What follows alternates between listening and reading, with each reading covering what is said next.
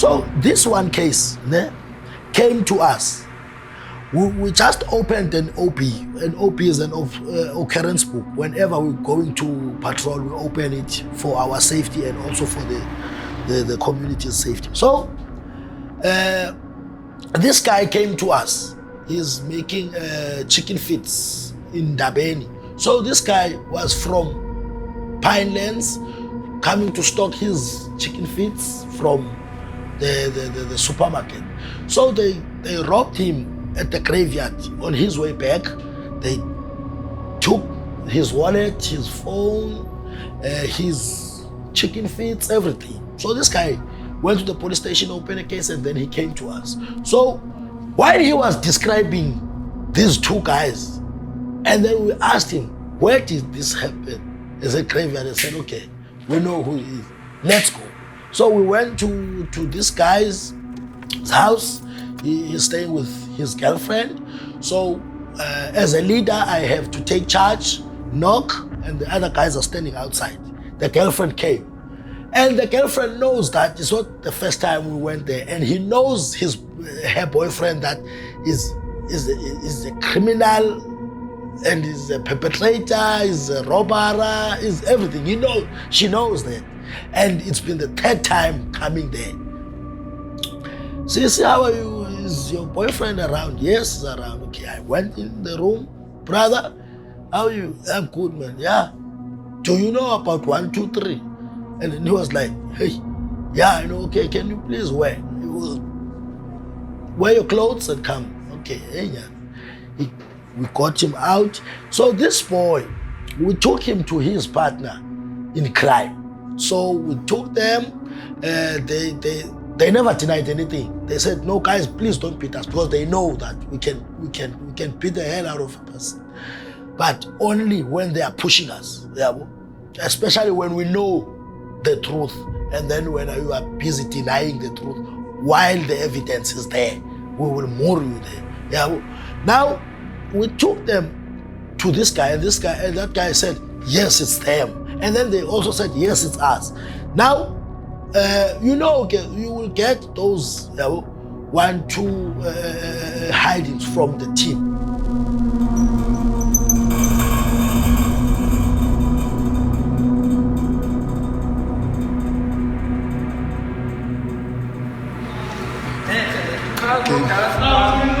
Uthembe umoneni mahlaba kalanga abulisa mina namhlanje igama lami uthembe minyana njalo mfowethu mwana mathu Sithembele yazi kunento endidinga yapha kum. Niyaziwa majita kona. Yava? Ngiphambanisa noma nichaza amagama enu rhoqo. Thetha uba wenze ntoni because niyaziwa kona. Bahlali bawalanga sorobhile mangcabeni kurukwiri kino yami sothatha manginayo sithanitsanga bekuzifaka insango eyokhathayo ezimbili. Bahlali bawalanga ngifuna ukuthi ba mina lo wasemancinini endabeni na. Utheni umlibala yena? Utheni siqale ngaye. Utheni? Uthathela nguwe. Thatha amanqina basinebheke. Uzamela ibhizinesi yakhe endabeni. Nina niqonda manje uthathe kwalo business leyo. Sithembele sabuza.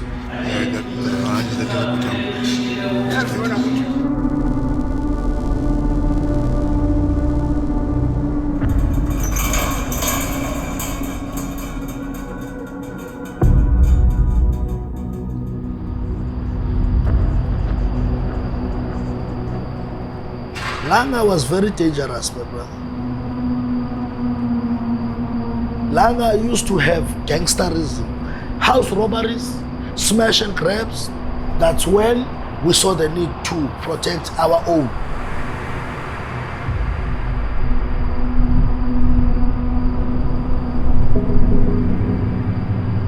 There are people that will say, no, but guys, you are too harsh.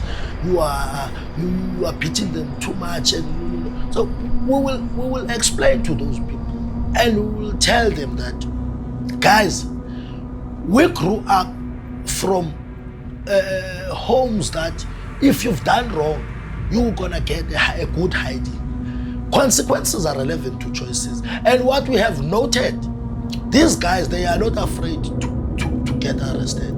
They rather call the police to get arrested than Langa Safety Patrol, because us, we don't joke. We are not joking, my brother. They know exactly. If we grab you, you will speak. You will tell everything. You won't even miss one thing, because hell will break loose.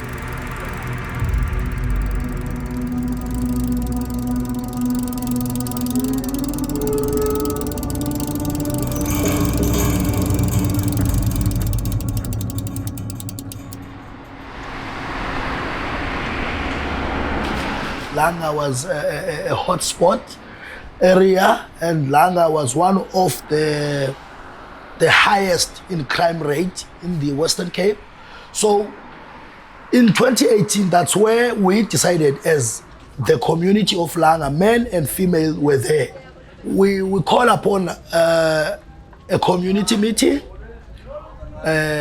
where we wanted to step into all the issues of crime, because we saw the need of stepping in as men of Langa, because the crime rate was very high. We saw the need that the police were not doing the job that we were expecting them to do, or I will rather say, they were not meeting the needs of the community. So that's how Langa Safety Patrol started. We were tired, so we started an initiative that was called Sivukile Sonele. Sivukile Sonele in English, it's like, we have wake up, we are tired of criminals. So we are reclaiming our township from the criminals and the perpetrators, that Ulanga is ours and Ulanga is for everyone. So I can't send a child to the shop to go and buy bread, and the child come back crying with no money. So that means we are living with animals, not humans. So we were fixing that. I'm not blaming the police. I'm not blaming even the station commanders and what. One thing that I'm blaming, it's the law itself. We will arrest a boy here. Look, there's evidence, everything. There is. We take him to the police. The duty of the police is to open a docket, take the case, and take the suspect to the court. Ends there. But you will see 3 days down the line, the same boy is out and running, doing the same thing. Now, do you expect us to be Tarzans? Again, you must chase after this boy. You must take this boy to the police. Every time we take this boy 2 days, 3 days, because people are afraid to go and witness. If they say, who saw this? I know, because they are afraid that this boy is going to come back for them. So when we took this decision of hiding, or of giving a hiding, it was the best of the best, because they are afraid of getting a hiding.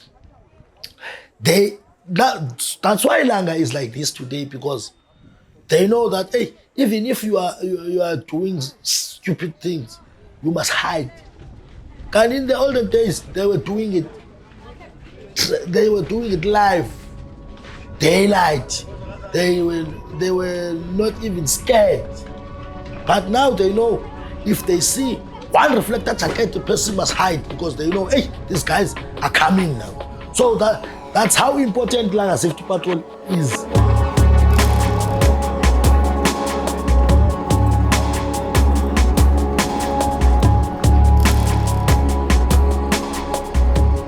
I think the frustration between the police and neighbourhood watchers is the general feeling across the country. In all different communities, that's what I pick up, and unfortunately that's increased over the years. I don't blame communities for feeling that way, because we haven't seen success. In favour of the police again, which is important to mention, is that very often the police do an extremely good investigation. Everything is done according to the book, but then the wheels come off when it goes to court. And then you've got this cycle, this very broken, siloed cycle, that if it doesn't go wrong at court, maybe it goes wrong at correctional services. And so the integration, or the integrated kind of model that we need, we so desperately need it. Because I honestly believe that if we don't have that, if we don't have the same strategic goal as those departments, we can't expect one to save the day. The Police Portfolio Committee, like most of the other committees, have a responsibility in terms of processing legislation, but also have a significant responsibility in terms of oversight. So we need to make sure that the different departments receive the relevant strategic oversight. Obviously, you can't fix every minor problem, but you need to consider how policy influencing, policy changes, legislation, etc., can be amended or enforced or check that they are being used properly. Let's start with SAPs being equipped on a national level. I think they are relatively well equipped in terms of resources, but it's the management of the resources that goes wrong. And are they adequately equipped on the ground? Definitely not. If you look at the Cape Flats, for example, and you zoom in on areas that really struggle with gang violence, the large majority of stations that I've visited and done unannounced oversight with, very, very often we see that between 40, most of the time up to 60% of vehicles are not operational. So they simply, even if they wanted to work, they simply can't because they don't have vehicles to transport members. Now you've got the bottleneck at SAP's garages. And this is just the picture that I'm sharing in terms of vehicles, not speaking about everything else. And how that's developed over months now, we've started questioning the fact that there are criminal police members that continue to stay in the South African Police Service despite being sanctioned to be dismissed. And again, I use the Cape Flats as an example. We've listed several police members that were charged for rape, dealing of drugs, illicit firearms, you name it, selling dockets. There's a whole list of things where the sanction in the disciplinary process was dismissal, but it was overruled and overturned by the provincial commissioner. And that's a trend that we see across the country. It's not just unique to the Western Cape. That being said, South Africa has seen an incredible development or improvement and growth of neighbourhood watches over the years. And if you go and benchmark it compared to the rest of the world, it's quite similar in many other countries where communities say, but we need to be eyes and ears. And that is or was the original intent of neighbourhood watches. That being said, due to the fact that service delivery from the state wasn't or isn't adequate, communities started doing even more, things that they aren't necessarily expected to do. We very often see that communities would effect arrests, make civilian arrests. But I can tell you from personal experience that where you have large amount of community involvement with regards to community safety structures, definite decrease in crime. Not so much in organized crime, but your general policeable crimes, things like robbery aggravated, housebreaking, any form of contact crime apart from sexual offences, we usually see some kind of a decrease.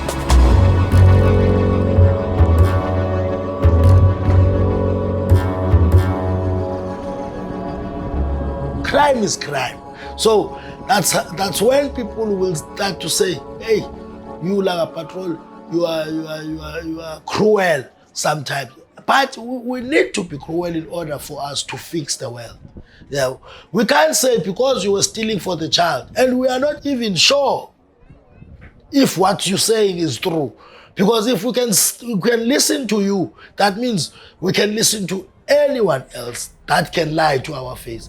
But we are trying to set that mindset to people who go, guys, crime is crime. No matter how small it is, but it is regarded as crime. And you must take responsibility for your actions. They can be arrested anytime because they know they will get 1 egg or 2 slices of bread and they will get oros there. And then they are 26, they are 27, they are 28. Though if they have a number in their hand, no one is going to hurt them in the cells. And most of these people who are doing wrong, they have numbers. So they relax when they get to jail. So we were cutting that piece of good. You are not going to get to jail. You are not going to jail. you're gonna face your actions here. So how are you going to? We've noted that they are afraid of hiding. So the minute we promise to beat them, they will tell you nothing but the truth. Yes, I did rob. I took things. I sold them to man. But when they go to jail, people will lose their things. So we saw this thing as a winning strategy. The minute we promise them to get, we do get back people's things. So you can't fight a winning strategy. Yes, we know that sometimes we do get harsh because of them not giving us what we want.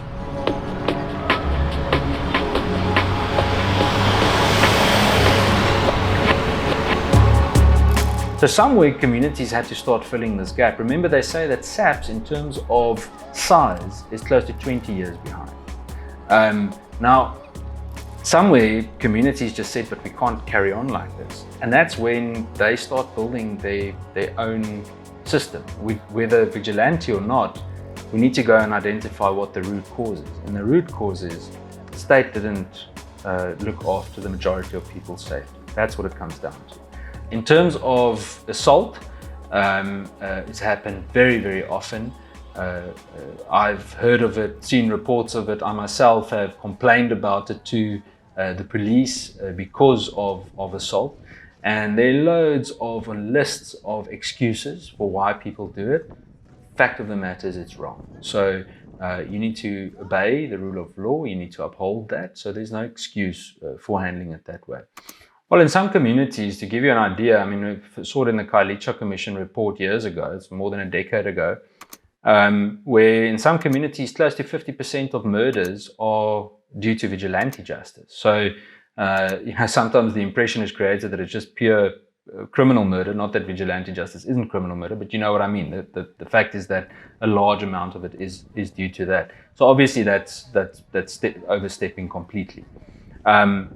What I must stress though is that I can understand the frustration. I can't obviously justify any kind of criminal action, but I get it. But we need to uphold the rule of law. If we don't do that, then we are no better than any larger criminal state or entity, and it's certainly not going to help South Africa. So we need to make sure we do that.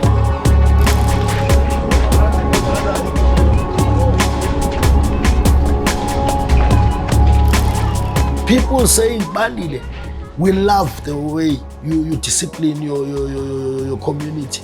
We want to do this in our communities. Even in our social media, they're always applauding us. But guys, keep up the good work. We post them on Facebook.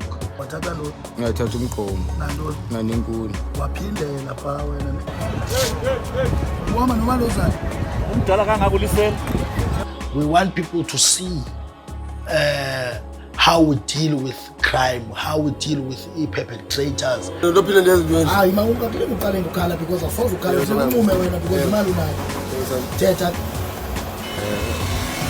So if first year is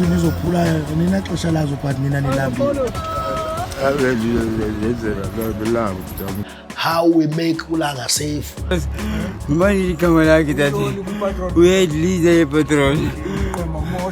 How we want them to make their own areas safe. But if you can see the numbers and the followers, it's outstanding, my brother. It's too much. People love our Facebook page. People love our TikTok.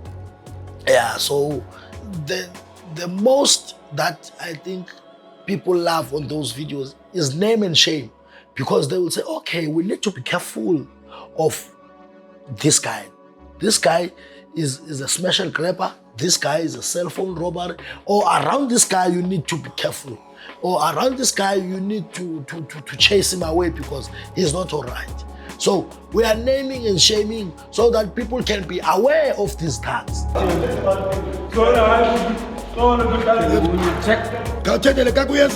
That's the reason, my brother. That's the reason people are following Langa Safety Patrol, because they are sick. They are very sick when it comes to crime, because crime is everyone's problem. Is everyone's challenge. We experience crime in many different ways in our different areas. Crime is an issue.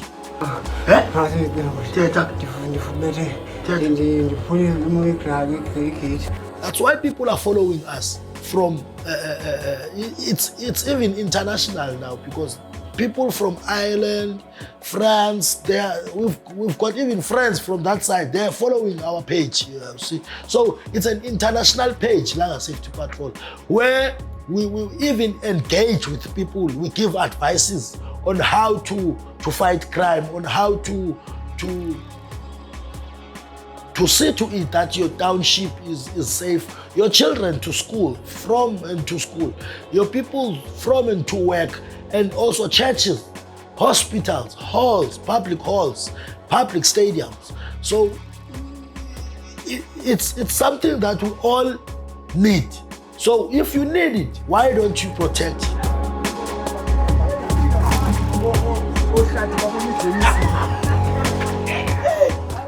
I think due to the exposure to violence, it's become kind of more acceptable.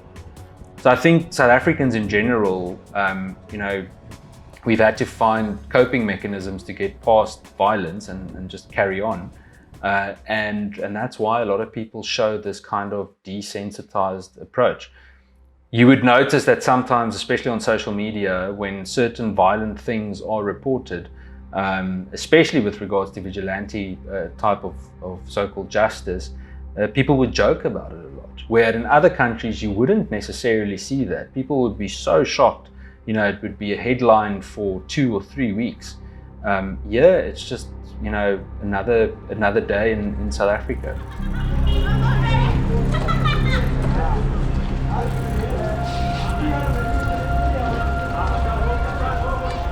We've been visited by the Premier, Alan Wynne. We've been visited by Safety and Security Commander of Western Cape, JP Smith. We've been visited by Gcuwa, the ex-minister of the South African Police. We've been visited by a lot of well-known people because of the good work that we do. Mr. Smith, hello, sir. Do we have to explain why Bandile was here today? Yes. Okay, we have to explain why Bandile was here. So you're here because previous years, Langa Safety Patrol won an award. This year, we singled the Honourable Bandile Gcuwa out for your extraordinary work as a neighbourhood watch leader. And so at the annual awards this year, you got an award. But really the reward is for all of the neighbourhood watchers in Langa, specifically LSP, who just continues to do amazing work and find new ways to serve the community. I only went for what I know is the best for this community. And then fortunately, the community recognized it, the police recognized it, the world recognized it, the city of Cape Town, and internationally they recognized the work I do. So I was so happy, my brother. I was over the moon. I felt like a hero. It's about the way that I have given myself to the Langa community. So I was so happy because it showed even the people that don't love me, even the haters, that you can't hate this guy. This guy is doing the best. This guy is a crime fighter of the year in the Western Cape. And I was also appointed as an ambassador of the Western Cape for safety.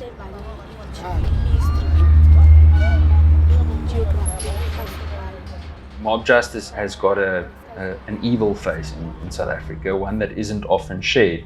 And I can't sit in the position that I'm in, and I'm not talking about being the chair of the police committee. I'm talking about being someone that believes in integrity, the rule of law, to see real justice. I can't advocate for that and then try and justify that. Again, as I said earlier, I do understand the frustration, because I myself have felt, but my goodness, should that person at all even be welcomed in society after what he or she did? So I get it.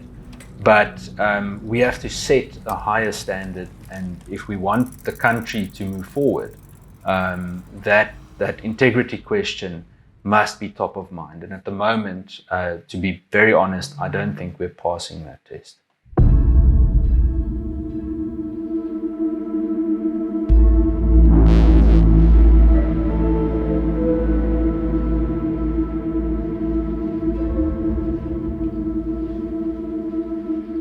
Kaloku ngezinto ndithi bethanda ukudlala neetshomi zakhe ne, bethanda ukudlala nebhola ngelaa xesha besaphila. Into ebezithanda ezo.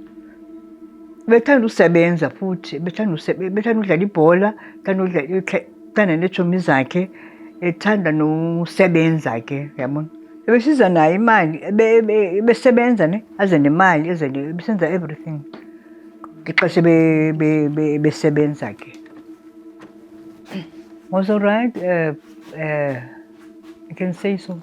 It was all right when he's growing up. But when he was, I think, he started. So he started to be naughty on the, I think on the 14th, when he was 14 or 15 years. He was still young that time. And I do tell you, and his father too, when he was still alive, he was always talk to him something like that and explain, he mustn't do this, he mustn't do that, something like this. And his brother too was always saying about that. But he didn't want to listen. He listened sometimes, he didn't listen sometimes, I don't know. But he was, we can say he was in a, if you look at him, he's innocent, you see, something like that. He's right, and when he's here at home, he do everything, clean the house, clean the windows. But if his friend, we can hear something. When he's come back, tell me to do this, tell me to, something like that, man. I don't know. But I was worried about it. I didn't like that style of him. He was doing, We always talk to him all the time about it. You mustn't do those things, you mustn't do this. But I don't want to listen. Funa ukuthi abantu bakalanga bana njebe banesibanjwa ipatrol nje ndidikiwe nezinto mna ukutsho kwabakalanga and basiphinde samosha bakalanga masibulale ngabahlali basiphinde samosha sidikiwe basiphinde samosha and he has a show ngisisa basi sidikiwe mna angiphinde ngimosha nami wasitweni adlala ngathi ngizela adlala angiboni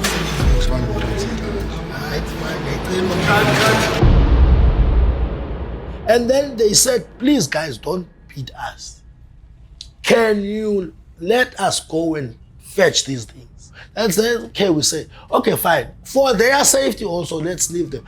But 5 o'clock, we want everything in our hands. And then we let them. So now I think they went to do their stupid things around. And then it was a mob justice or whatever. Then that one went to his house with itches and scratches. So they took him to the hospital. Then he said to the people there, he was being beaten by Langa Safety Patrol. So you see, and now the girlfriend said, it's possible because Langa Safety Patrol, they are the ones who fed him. So the guy died there. So now no one is following what happened. The only thing that is in their mind is that Langa Safety Patrol beaten this guy to death. It's his girlfriend come here to tell us about that. He was in a day hospital that time, and he passed away there.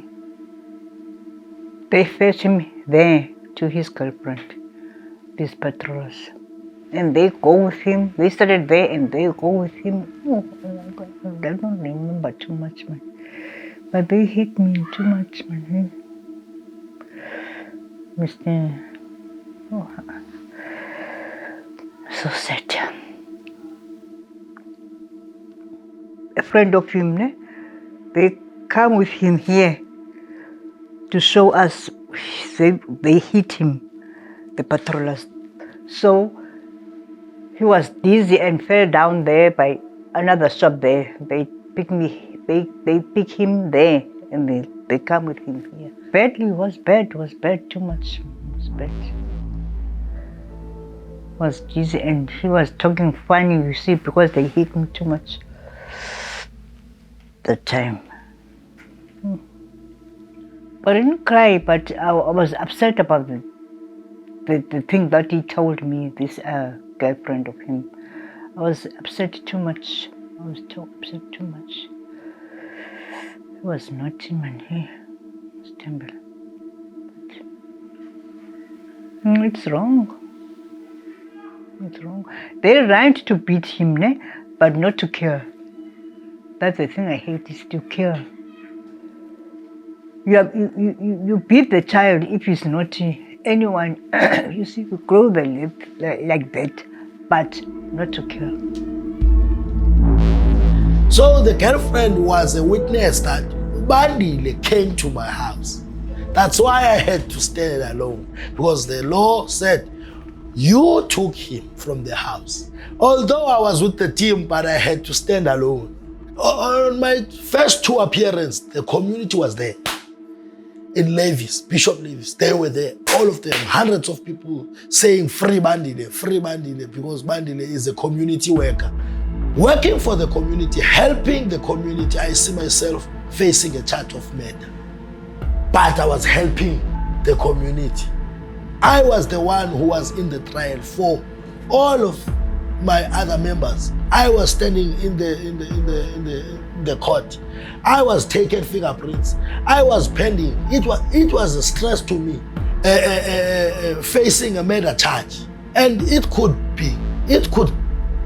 anything could happen there.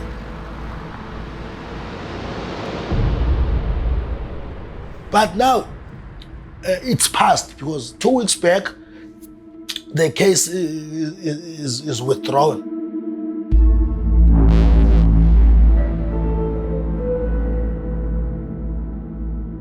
That's why I'm doing my ceremony on the 29th.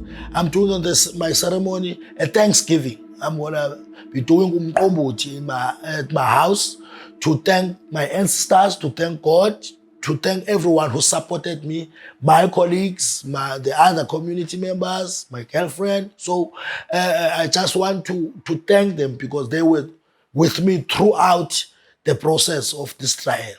But I've went through, it's closed now. My fingerprints are coming back to my normal life. So I'm trying to say, people, they must not just take this thing for granted. This thing almost changed a character to me, almost changed my life. They didn't come to apologize for that. They didn't come. The patrollers.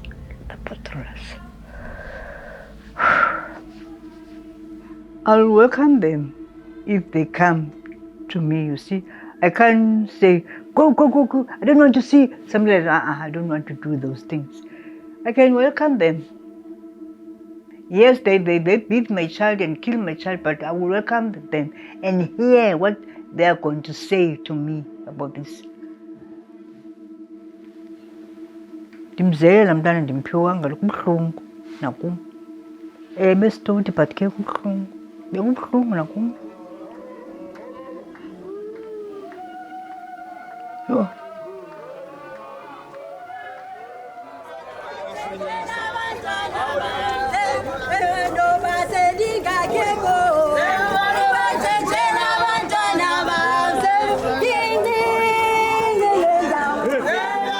Here today, I am doing a Thanksgiving to my ancestors and my family from all over around South Africa, from Eastern Cape, Durban, Joburg.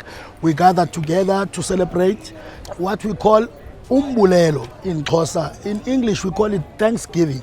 I've been going through a lot in my life. There's ups and downs, so I decided to thank my ancestors through doing African beer, as we call it umqombothi, So here today we gather as a family, as friends, as acquaintances. I have said that it was a crucial year, 3 full crucial year for me. Yes, I was pretending to be okay, but with my ancestors, with my God, they kept me going. They gave me strength. They gave me a power to live, to wake up, to go and protect my community, to go and protect our children and the entire community. So I would say today I am starting a new chapter of my life because I am free. Everything is just fine. So let everyone enjoy my ceremony with love, with joy, more blessings, more money, more health, and more love.